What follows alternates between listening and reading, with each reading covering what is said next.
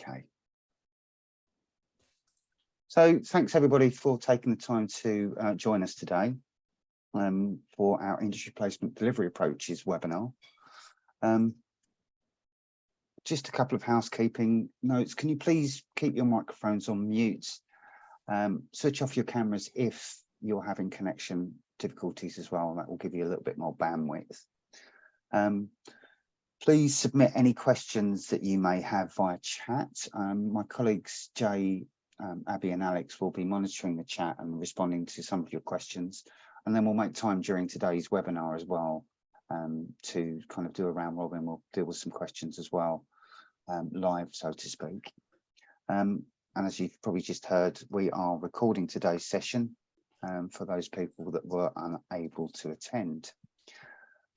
Next is to just give you an idea of today's session aims.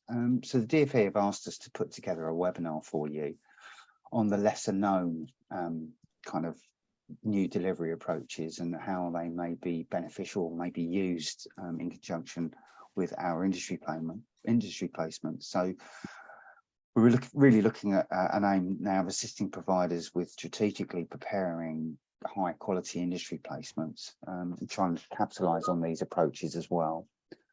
So we can then push students towards the most suitable opportunities with employers. And then the second aim for today's session is really to get together as professionals today, just to have an opportunity to do a deeper dive into some of these delivery approaches. I'm really trying to encourage some discussion and maybe to share and exchange some ideas on how things may or may not be working, and really just to foster some sharing of good practice. So that's today's aims for the session. So let me do an introduction for Sharon, who's going to be leading us today. Sharon's worked with the AOC for a number of years and the DfE. So Sharon is a technical education advisor, and Sharon's been involved really in the very inception of T-levels and has been heavily involved ever since with a number of steering groups and technical focus groups. And we've done quite a lot of work with Sharon, so I'm pretty sure we'll have a fantastic day today with you. And for those of you that I've not met, I'm Peter Baker. I'm the Senior Relationship Manager here at the AOC, and we're everything to do with high quality industry placements. So Sharon, I will pass over to you, and you just give me a shout when you need the slides changed over. Brilliant, that's great, Pete. So let's just start off with this one. There aren't that many slides today, you'll be really pleased to know. But there is probably quite a bit of me actually talking. As Pete said, it is fantastic to see so many of you here this afternoon on such a lovely, warm, sunny afternoon. But it is a real opportunity to get some discussion, facilitate the exchange of ideas and the sharing of some best practice. So please do put things into the chat. That doesn't have to just be a question.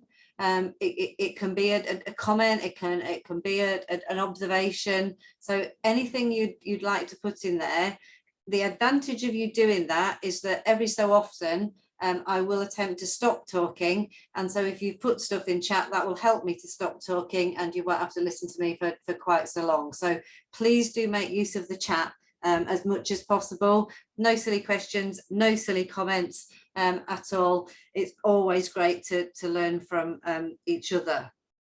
So as Pete said, my role as education advisor, both for DfE and for the AOC, means that I've been really fortunate to work with a whole range of providers and employers. And that's been in terms of the design, the implementation, and the delivery of the T-levels. So I have seen some fantastic practice, and I've seen some really successful outcomes for students. The industry placement is undoubtedly a unique selling point for the T-levels. And when I talk to parents, that's the thing that they really always want to know about. They want to really know about the industry placement, and they seem to really, really value that as part of the T-level. So I've seen some great examples of collaboration to really ensure that students can access high quality and meaningful placements. But I know the amount of time and effort that's actually gone into getting those placements sorted and set up, and the whole organisational approach that's had to take place in order to make sure that those placements are going to be high quality and meaningful. So I think that whole notion around strategically planning, the placements for whichever T-level or T-levels that you're going to be involved with is really my first starting point for today. The way we've structured this afternoon is that I do just want to quickly remind you, and I should say that, this afternoon's webinar is really a webinar for everybody, and back to my whole organisational approach. So if you're the industry placement coordinator, if you're a member of teaching staff, if you're a manager, senior manager, governor, I think what we're talking about this afternoon in terms of the placement and the delivery approaches is really valuable for everybody. So I am going to start off with just a really quick reminder of the core principles of placement, and also where you can absolutely find everything that you need to know about industry placements. Then getting to the real bit for this afternoon is then to start looking at delivery approaches. And I've just separated it into delivery approaches that apply to all T-levels and delivery approaches that will apply to specific T-levels. But when we get onto that bit, I'll talk about that in a bit more detail. I know that some of you will already be very familiar with the guidance that came out in January 2023, and you've probably read all of those 30-odd pages back to front and whatever. Fantastic. Hopefully what today will do will consolidate what you've read in that document. Those of you who are not as familiar, as I say, please feel free to ask as many questions as you want to as we actually go through. So I'll just move on and just remind everybody, as if you didn't know, what the core principles are.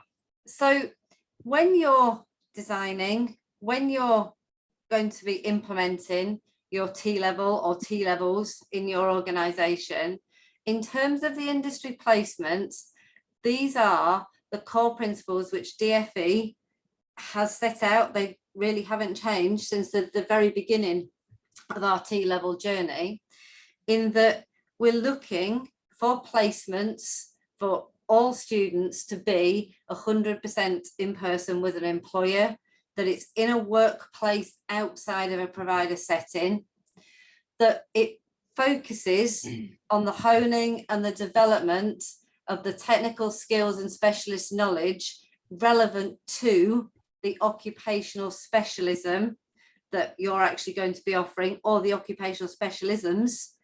You may be offering more than one for a particular T-level, and the minimum, so again, minimum duration of that 315 hours.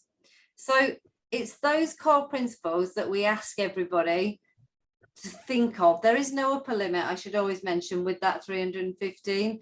And obviously, if we're talking T-level education and childcare, there's also some particular differences in terms of the hours because of the license to practice. So that's the first thing really to say about those core principles. And so the expectation always is that students will spend the majority of their placement hours in person with an external workplace setting. But realise that there's a a lot of different providers in a lot of different settings with a lot of different students. So that whole notion of one size fits all is quite tricky. So therefore, there are some delivery approaches which DfE published in January 2023 that you may wish to make use of. So if we can go to the web page, Pete, just to make sure everybody's really clear about what's on here. So if we go right to the, that's it. Go a little bit up for me, Pete, tiny bit up. Brilliant, thank you. So the T-level industry placement delivery guidance, that's the booklet where you will find everything. Okay, so it's that guidance document, and I can't tell you how much use I've made of that guidance document. I've taken bits out of that guidance document when I've been working with employers. I've taken bits out for students. I've pinched bits to put in information leaflets for parents. So that's where you really need to start. As I say, whatever your role within an organisation, that's where you need to start. Now, the remaining bits and pieces then on this web page, there are some things on there which were temporary flexibilities that have been introduced for particular circumstances. So obviously when we had COVID, there were some particular things that needed to be introduced as flexibilities. So there are things in there that are temporary flexibilities. There are also some specific guidance for some specific routes and T-levels. But if we just go down a little bit further, what we're going to be talking about today, and in terms of these delivery approaches, it's this Annex A, which is the document, and this is the one that came out in January 2023. So it's that document that I'm going to be working from today, and I am unashamedly probably going to be whizzing through some of the pages on that, because everything that you need to know in terms of what is or what isn't allowed is within that Annex A. And I don't pretend that I know every single bit of it off by heart. I certainly don't. Yeah. So there are certain things that you can do for certain T-levels in certain occupational specialisms, etc. So you will need to, if you haven't already, after this webinar, make sure that you access that Annex A. There's some really helpful tables in there. There's an introductory table at the beginning. There's a really detailed 2 pages worth of tables at the end that summarizes the approaches and which T-levels and how many hours and all that type of thing. In terms of the rest of the website, we're not, going to be dwelling on this at all today, but just so that you're aware, in terms of other guidance, in terms of other forms, etc., that you might need, there's a whole host of other things on the website. And if you just whiz down for me a little bit, Pete, one that I'm just going to mention, if you keep going, is these ones here. So these are learning objectives, and if you haven't come across these ones before, these are example learning objectives, example being the really important word there. So they're example learning objectives that when you're working with employers to decide what's going to be feasible for students to be undertaking on a placement, here's some example learning objectives that you might want to use. I'm sure you'll all be aware that in terms of setting up your placements with employers, we want to have those learning objectives, and students will need to show progress against those learning objectives. So whole host of things on that website for you to make use of. So what we're going to be looking at today is very specifically that Annex A. And so in terms of a summary, first of all, and as I say, there's really only these couple of slides. And what I'm going to do is I'm going to do a bit of a quick whiz through some of these delivery approaches, but then I am going to come back and talk about some of them in a bit more detail, particularly the ones that I know people have said that they're a little bit unsure about. So I will come back and talk about those, but I'll quickly whiz through them all. But again, I know that a lot of you will be familiar with some of these already, and some of them are things that we've had prior to January 2023 as well. So that's why I know that you might already have actually used them. But what happens with each of these delivery approaches is there are parameters in terms of you using these particular approaches. And so that's parameters in terms of things like the proportion of hours, i.e. proportion of the 315 that you can use these particular approaches for. Also, which approaches, for example, can or can't be used in combination. And as I say, I wouldn't, hand on heart, be able to say now that I can tell you every single one of those. But what I do know is that if I go to that Annex A, I will be able to find the answers to everything about every approach. Okay. So let's just have a start. Work taster ones, I'm sure loads of you, have already made use of. So that work taster activities is a one which is up to 35 hours, okay? So it's only a quite small bit of your 315, but it's really there to give students the opportunity to experience and gain a better understanding of the industry or the sector that they're intending to work in. So if I give you an example, T-level healthcare science, you'll learn very quickly that my favourite route here is health and science. So I'll probably not apologise for that is my subject area. So T-level healthcare science and the occupational specialism there, for a lot of students, they weren't really quite sure what that healthcare assistant role involved and what sort of job roles, etc. So using this work taster approach can really help students to get that understanding. So they may do some job shadowing, they may do some site visits, okay? It's a bit more like what we would have called work experience, probably. So they do get that chance to experience, what they are then going to be effectively letting themselves in for in terms of their industry placement. It works really well, I think, fitting in this work taster, obviously pre-placement. It really sets the scene then for those students. So to be able to do that work taster within the first year of a T-level program is really beneficial. So as this slide indicates, in this instance, that delivery approach is actually applicable to all T-levels.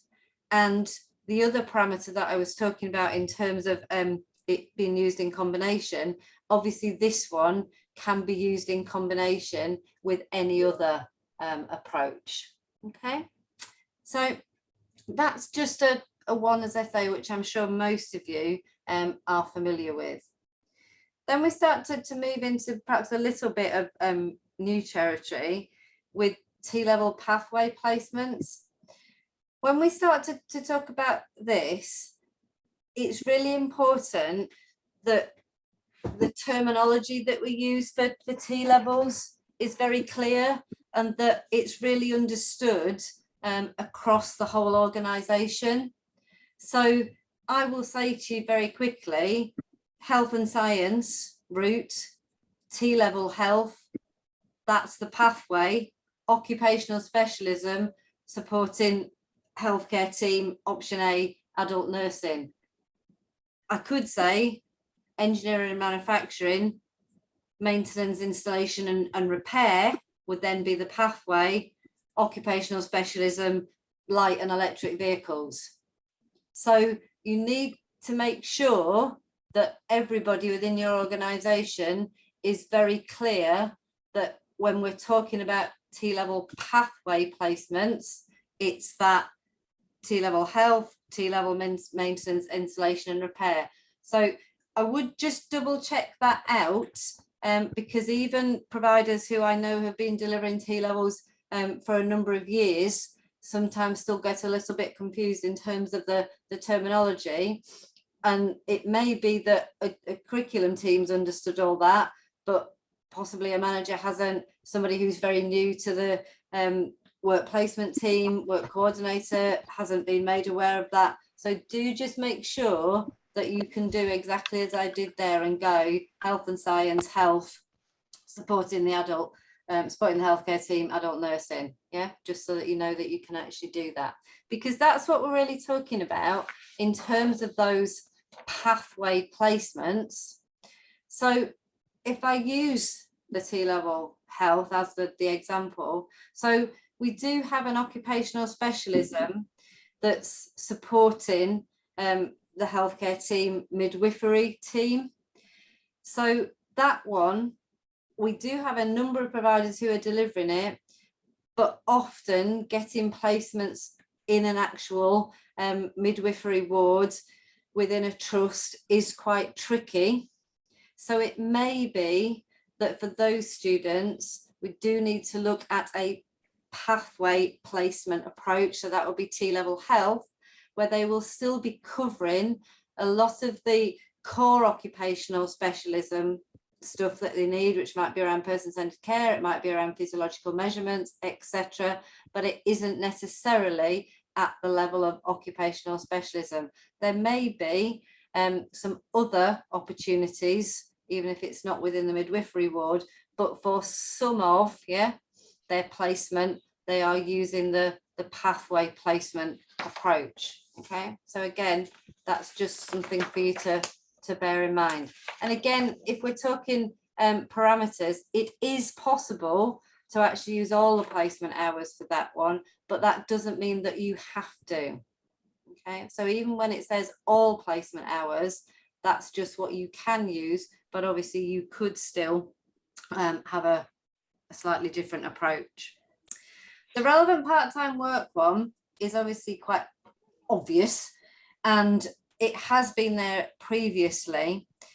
The key word there is obviously the relevant, and also making sure, whilst the student may have got that particular opportunity for part-time work, they got it for the reason that it was part-time work, that employer might not be willing to be an employer in the sense of providing a placement, because obviously that has different connotations with it.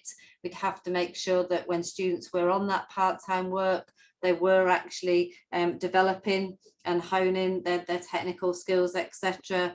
That employer would have to work with a provider to actually set up the learning objectives. So it is a slightly different relationship to what the employer might have taken that student on as a part-time employee.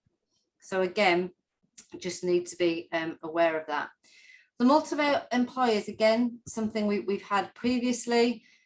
We're still saying this is 2, maximum of 2 for that multiple employers approach. So of your 315, it may be 115 with one employee, 200 with another. Again, if I go to my T-level health and my occupational specialism around supporting healthcare team, adult nursing, what a lot of providers have been doing there is that students will be undertaking some of their placement hours within an NHS trust, but they will be taking perhaps 200 within a nursing home setting.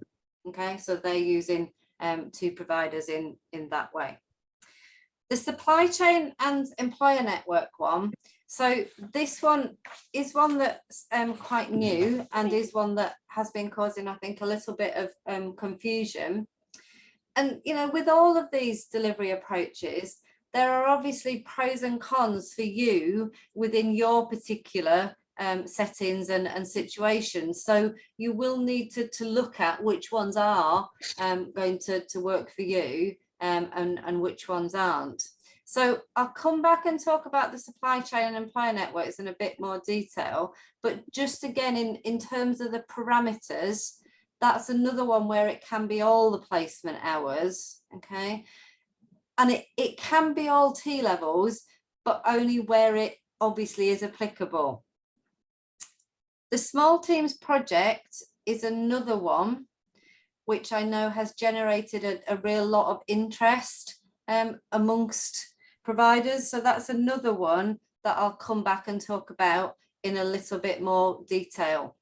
Again, just as a summary of the parameters, when we're looking at the small team project, that one in terms of hours is up to a third of the 315 that can be used for the small projects approach. And the other thing with that one, I think to remember is that it is one where you can also then obviously work with the other approaches as well. So that one again can be a one that's in combination. Okay.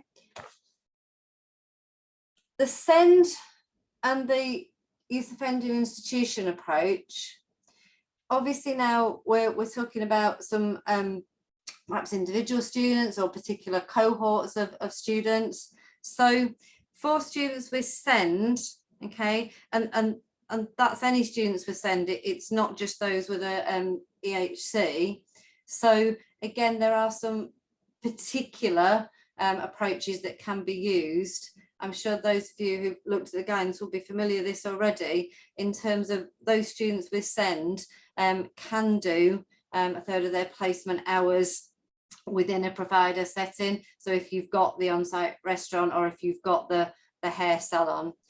Obviously with the YOI, with those students who are in a YOI or any other custodial institution, their full placement can actually be within the institution's setting, again in terms of restaurants, etc., that they might have.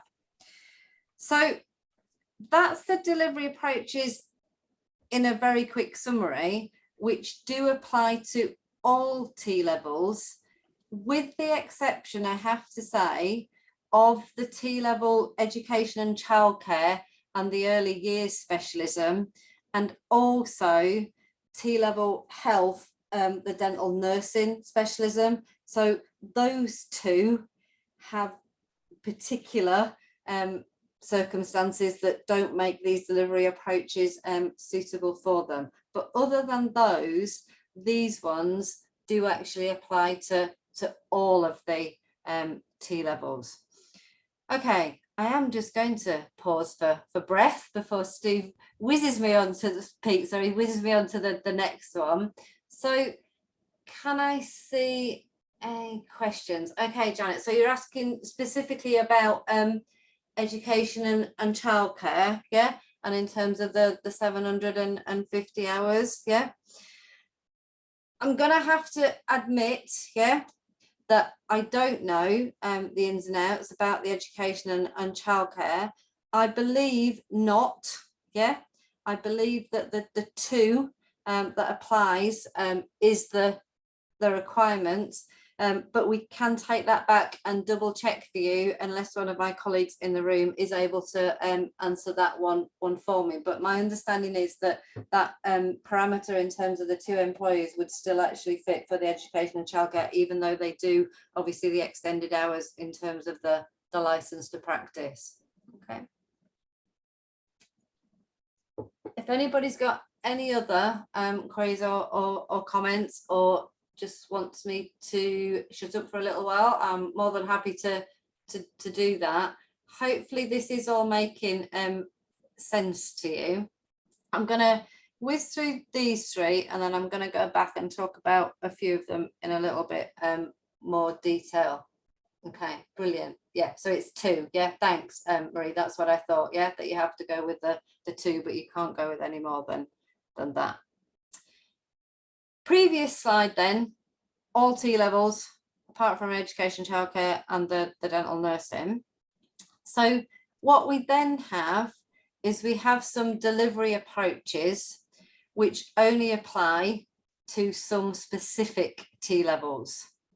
And again, I will come back and talk about a few of these, but you can see straight away that my earlier comment about being very clear about route, placement, occupational specialism, again becomes important, because there is a delivery approach which does allow route level placements for all of the placement hours, but that's only for digital and engineering and manufacturing. So those are the only two, okay, where that route level approach is allowed.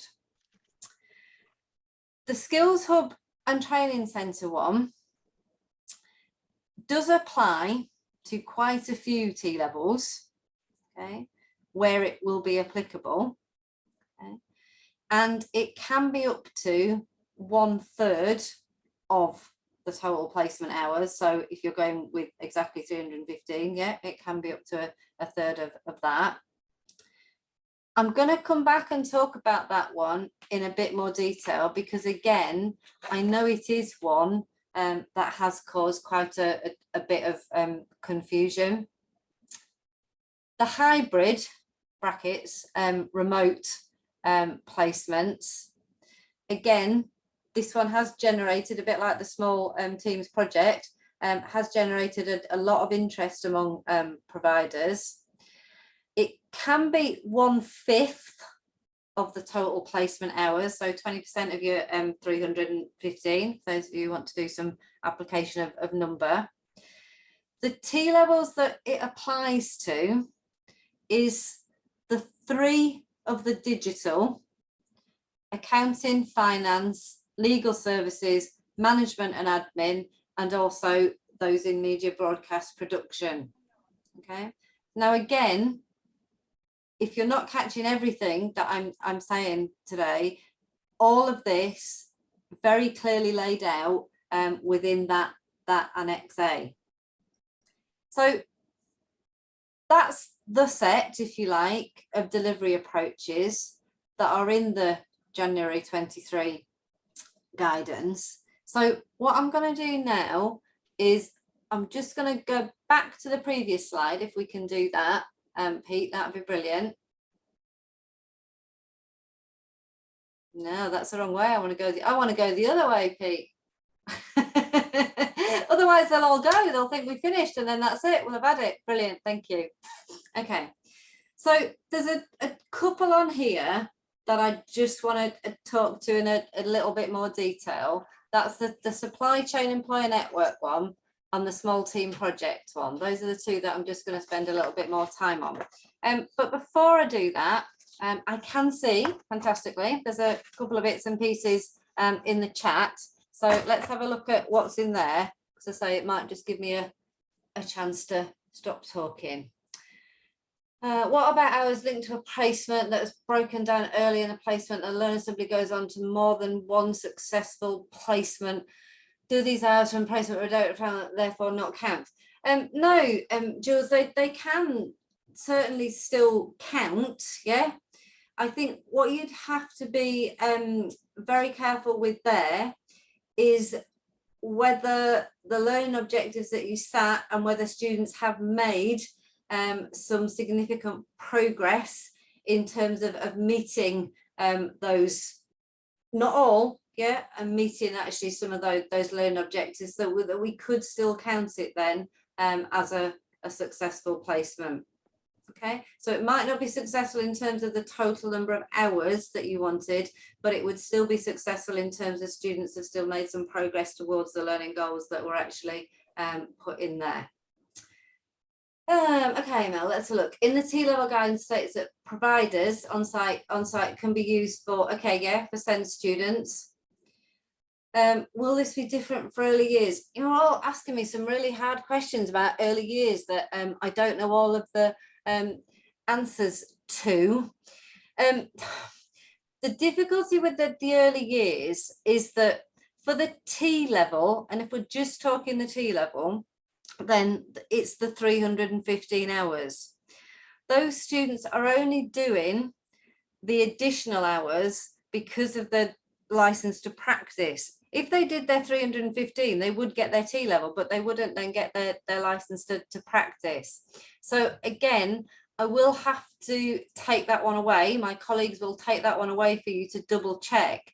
But my understanding would be that I would have thought that the 105 would still be the same, because the 105 relates to the 315, if that makes sense.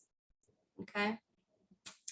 I had an example, let's have a look. I had an example of that one with the adult nursing. By exception, the DF placement one broke down, I can use those hours and replace that placement with another still as placement. So utilize another placement. Yeah, that's great. Yeah. Okay, great. That's fine. Thank you for your help with that one. Thanks, Becky. You're helping me out. Right. Okay. So it could exceed 2. Yeah. Okay. That's brilliant. Yeah. So that's where, as we referred to on the website, there is some very specific guidance for some specific T levels. Becky's really helpfully put the direct link in for that one. So those of you who are looking for education and childcare can have a look at that one to double check everything that you need to. Okay, brilliant. Thank you, guys. That's great. So let's have a little look at this supply chain and employer network one. And this is the one where I'm going to attempt to start talking about engineering, and all of the engineers on here will then start be able to laugh at me in my attempts to actually talk about engineering. So let's imagine there's a large engineering firm who engineer an engine. Let's go with that. That's about as good as my engineering gets. Yeah. So the manufacturing stroke engineering an engine.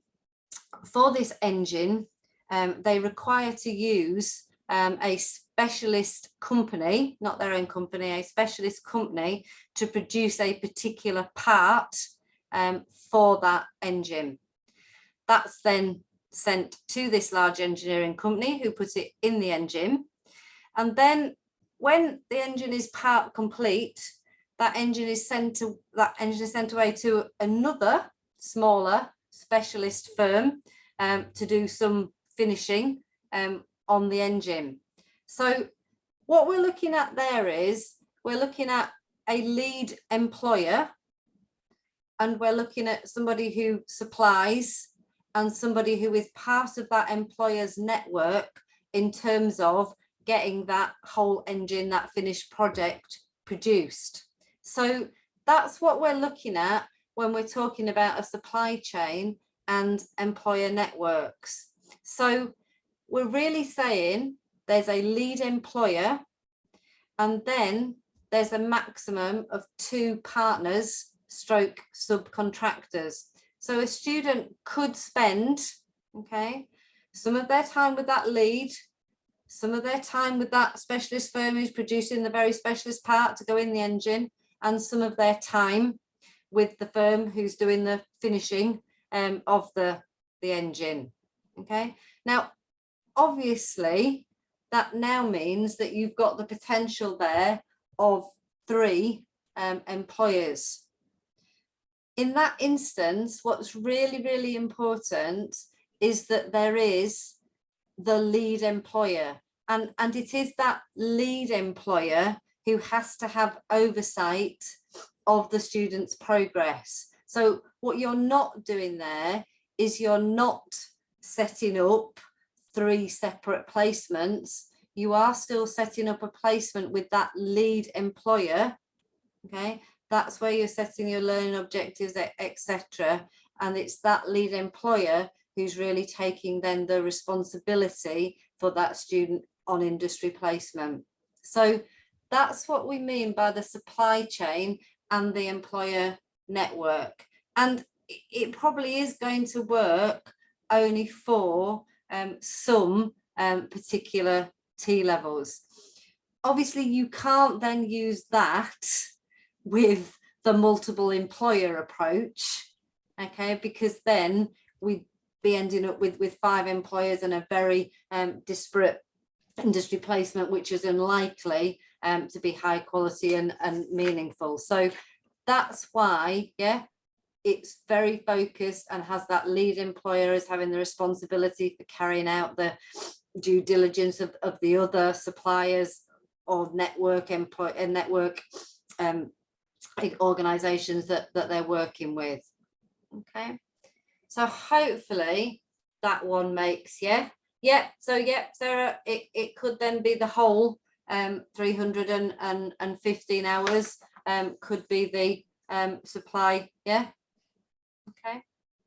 chain one. And I think, you know, there probably are engineering, construction type ones where that really works. There might be some digital ones where it can work as well. So again, that might be something that you want to have a think about to make sure you're getting that really high quality and meaningful placement for your students. Okay, let's talk about the small team project one. So not surprisingly, it is about students working in a small team. Now, what it is though, it's about working in a small team alongside an external employer or industry professional. Okay, again, if you remember what I said with that one, is it's up to a third. Okay, so it is about planning and implementing a project, and obviously what we're looking at there is how that project is helping to develop the students' specific technical skills.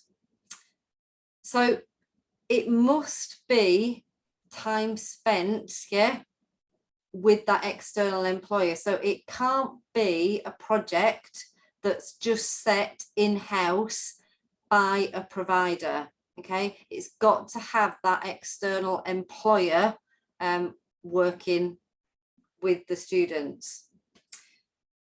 There are lots of examples of where people have started using this, and it can really help, I think, where you might be working with SMEs, or perhaps where you've got employers, you know, you're a provider that's in a rural area, and actually travel time, etc., and cost to some employers wouldn't be feasible. So it is that type of thing where I think this one could be really useful.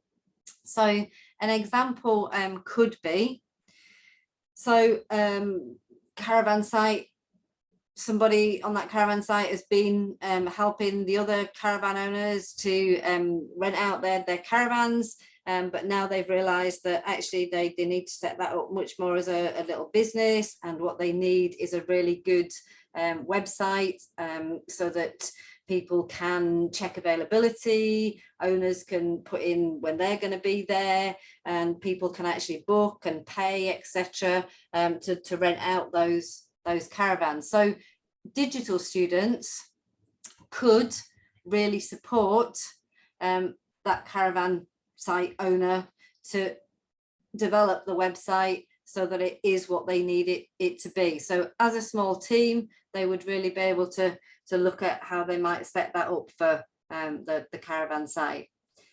I did hear yesterday, and may well be a colleague who's on the call today, about a really fantastic health one, where groups of students will actually be going over to Spain, and it's all about a comparison of the health service in terms of the hospitals in Spain compared to here in England. So that'll be a really fantastically interesting project when that one comes to fruition. So what you've got to really focus on with that small teams project, is that you've got that external employer involvement.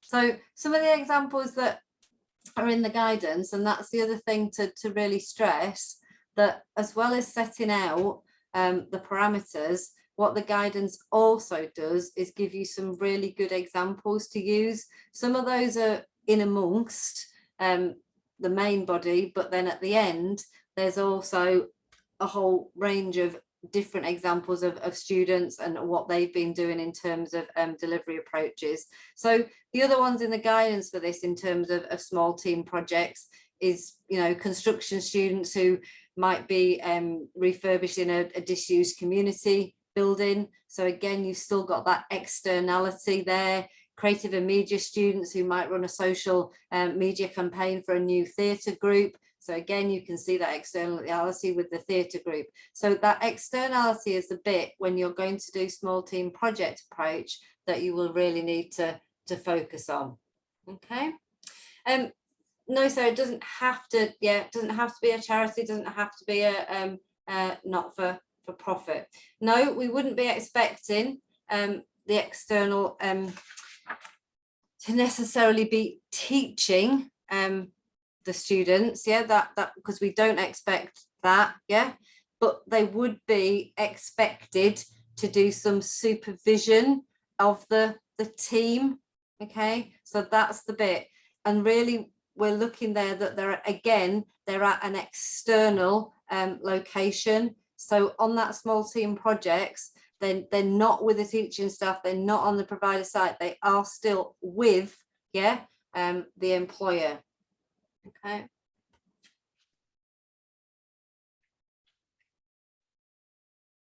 Okay. Yeah.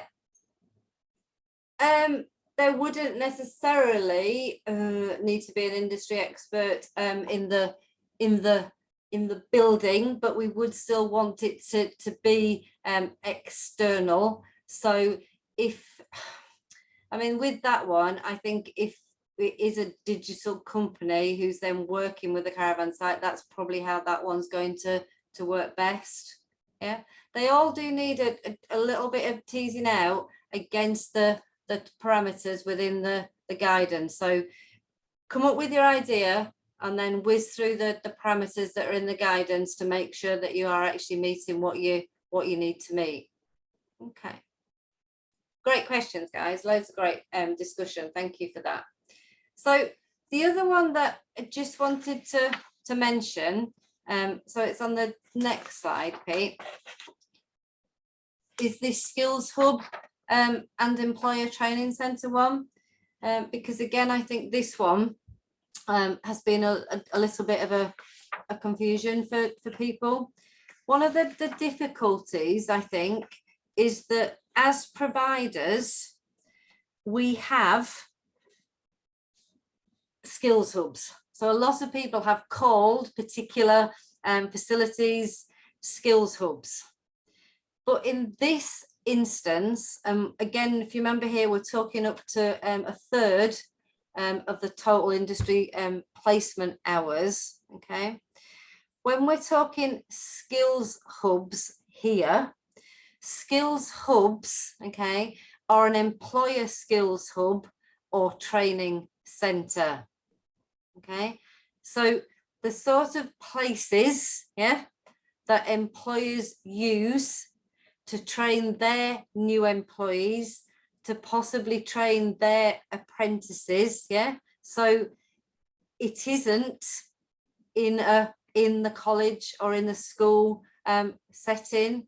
So it's very much an employer's training centre, and so the employer must have established and or led managed, so they must be supervised again by external employees. A lot of the skills hubs and employer training centres are there because there'll be particular health and safety concerns about students perhaps going straight onto a construction site or straight into an engineering and manufacturing environment. And so having that ability to use those training centres just as they do for their employees and their apprenticeships, that's what this one is all about. So you just need to be, again, really careful about that externality. Okay, we're very much talking about those training centre skills hubs that employers have, for their own employees. So that's the one where you do need to make sure it's not within the provider setting because you have something that is actually called a skills hub. That's not what we're talking about here. Again, this one, you know, you can use it in conjunction with any of the other delivery approaches, but what you can't do is you can't use this one in combination with the small teams project approach or with this hybrid one, which is on there as well. So again, you just need to be careful when you're looking at these approaches, which one you actually want to go for. So what you're probably working out from what I'm saying now is there's some fantastic opportunities for you with these delivery approaches to really make sure that all students are going to get that high quality and meaningful placement. But you are going to have to look very carefully at what's in the guidance to make sure you are meeting the parameters and not infringing the restrictions of use for those particular delivery approaches. Okay, so really can't emphasize enough that you look at that guidance to get all of those answers. But hopefully what we've managed to do in the past hour or so is really whet your appetite, I suppose, in terms of all the possibilities that there are there for your delivery approaches for the industry placement. Not forgetting my very first slide really about the core principles that exist for the industry placement when you are planning and implementing your T-levels. If there's any more questions or comments, more than happy for you to put those into the chat. I can give everybody a minute or two if there is anything else that you need to say. Whilst we're doing that, I think, Pete, you're just going to quickly whiz up a poll, are you? Just to see I'll do that. If there's any questions coming in, I can put the poll up now as well. Yeah, put that up as well, just so people can be doing that while they're perhaps thinking about any questions. Just a couple of questions today about how satisfied you are with today's session and whether you found it beneficial. So if you can just take 30 seconds to just fill in this poll for us, that will be really, really useful. Thank you.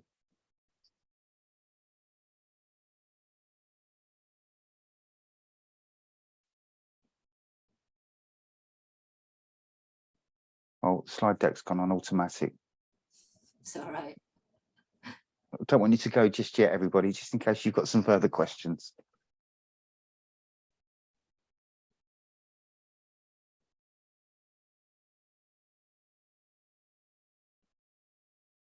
So if you're thinking about questions and answering the poll, that would be brilliant for us. Thank you.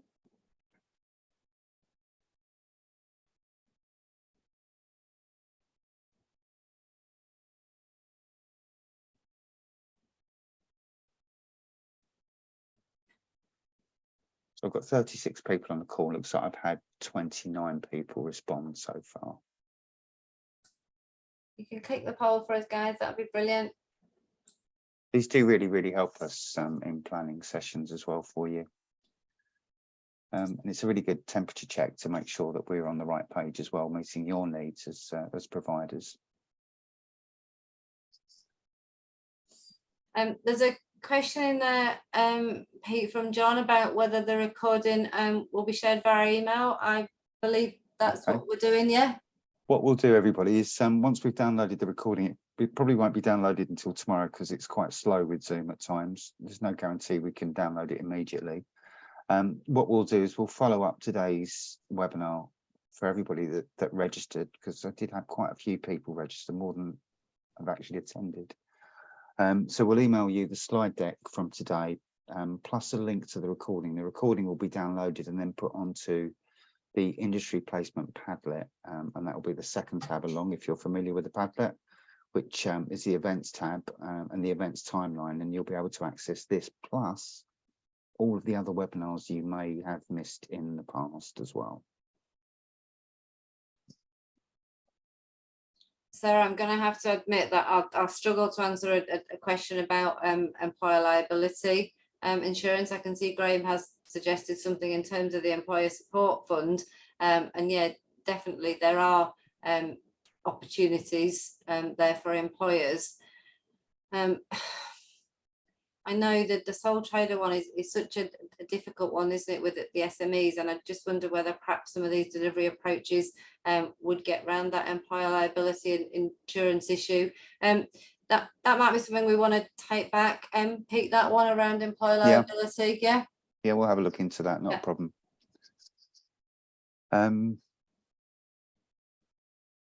Somebody's suggesting using the employer support fund. That may or may not be appropriate depending on when we're looking to do this. As we know, the current iteration of the employer support fund will run out in March. Yeah, Abby's put that in, but yeah, so that might be something I think getting quick, Sarah. Right, I'm going to close this poll now. Thank you for taking time to fill that in, everybody. Are there any further questions from people today?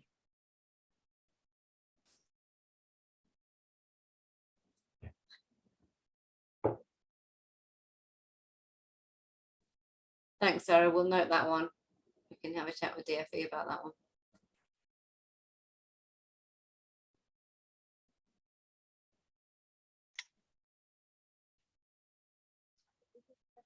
Yeah, that's interesting, David. Yeah, thanks, David. Yeah, that's £40. Yeah.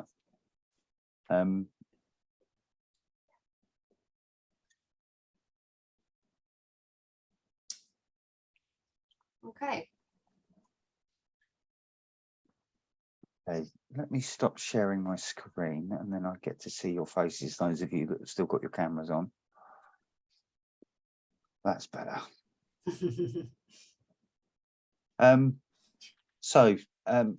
We finished at 4:30.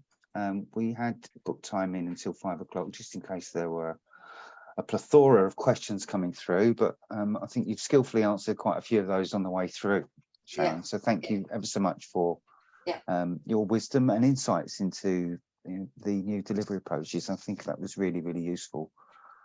So thank you. And thank you to everybody for submitting some questions.